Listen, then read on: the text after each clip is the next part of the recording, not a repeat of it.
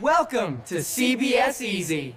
Hey everyone, and welcome. Today we're jumping into a super important chapter for your Class 10 exams, triangles.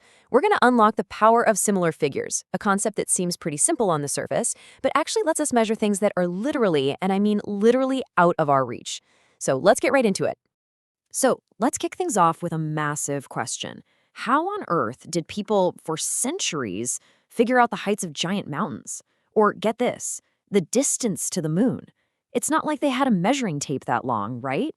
Well, the secret isn't some giant physical tool. It's actually a really powerful idea from math. All of these incredible measurements were done using something called indirect measurement, which is built entirely on the concept of similar figures. The geometry of triangles literally helps us reach for the stars. Okay, so to really understand similarity, we've got to get one thing crystal clear first. There are two very important words that people mix up all the time: congruent and similar.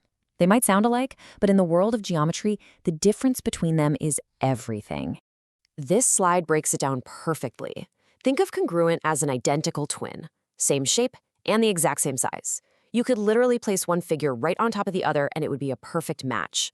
Similar, though, is more like a family resemblance. They have the same basic shape, but they can be different sizes, kind of like a photograph and a smaller copy of it. And this right here?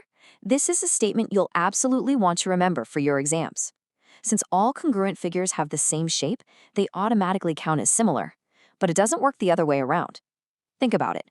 A big movie poster and a small stamp with the same image on it are similar, but they are definitely not congruent. So for any two shapes, and I mean any polygons, not just triangles, to be officially called similar, they have to pass a 2-point check. First, all of their matching angles have to be exactly the same.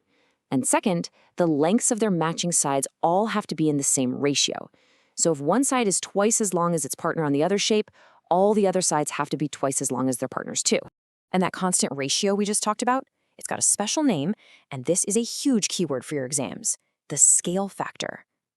If the scale factor is, say, 2, it means the new shape is an enlargement, twice the size. If the scale factor is 0.5, the new shape is a reduction, half the size. It's the magic number that connects two similar figures. All right, let's get to the first major theorem of this chapter. Seriously, this is the bedrock, the foundation that makes so many of our proofs about similarity possible. You'll often hear it called the Thales theorem. Let's take a little trip back in time, shall we? How did the brilliant Greek mathematician Thales figure out the height of the massive Egyptian pyramids? I mean, no way he could just climb up there with a rope. He did it using a stick, the sun, and the power of shadows, all based on a groundbreaking idea that became the theorem we're about to see. And this is his powerful finding. The basic proportionality theorem, or BPT, says that if you take any triangle and draw a line that's parallel to one of its sides, that line will always cut the other two sides in the exact same ratio. This simple fact is the key to solving so many problems. So we know the two big rules for similarity: all the angles have to match and all the sides have to be in proportion. But can you imagine checking all 6 of those things every single time? What a headache, especially when the clock is ticking in an exam. Well, the good news is you don't have to. Just like we had for congruence, there are some fantastic shortcuts, or criteria, that let us prove two triangles are similar by checking just a few key things. Let's break them down.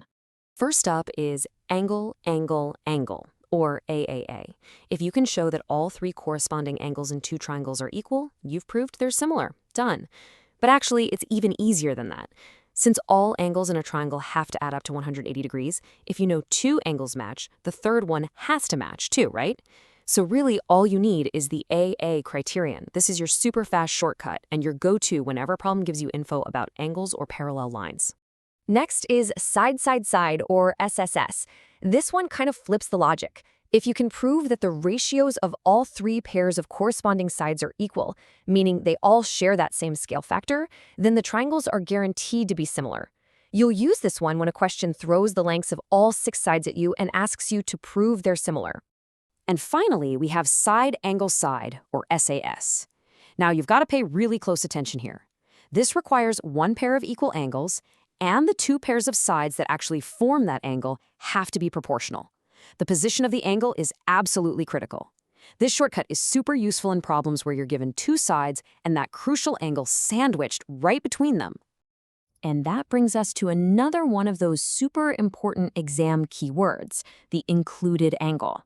For the SAS criterion to work, the equal angle has to be the one that's included, or sandwiched, right between the two proportional sides. The A must literally be between the two S's. If you get the angle's position wrong, the whole shortcut falls apart. Okay, that's a lot of theory. Let's see how this all works in a simple, visual, real-world scenario that you can actually try yourself. You know, this activity from your textbook is a fantastic way to see this in action. A light bulb acts as a single point of light, and we know that light travels in straight lines. So when you put an object, like this cardboard shape, between the light and a wall, the shadow it casts is a mathematically perfect similar figure. It's just an enlargement. All the angles are the same, and all the sides are perfectly in proportion. It's pretty cool. So as we start to wrap this up, let's package everything we've learned into a powerful little toolkit you can use to tackle pretty much any problem on similar triangles. Here are the 3 crucial things for your toolkit. First, remember the core difference. Similar means same shape, but not necessarily the same size. Second, the basic proportionality theorem is your best friend whenever you see parallel lines inside a triangle. And third, your 3 essential shortcuts to prove similarity are angle-angle, side-side-side, and side-angle-side. Master these and you'll be in great shape for your exams. So I want to leave you with a little challenge. The next time you look at a blueprint or a map, or even just the shadows on the ground on a sunny day, I want you to think about this. Where else are these powerful principles of similarity hiding in plain sight? The more you start looking for it, the more you'll see that our world is just built on geometry. Thank you for watching with us. See you next time.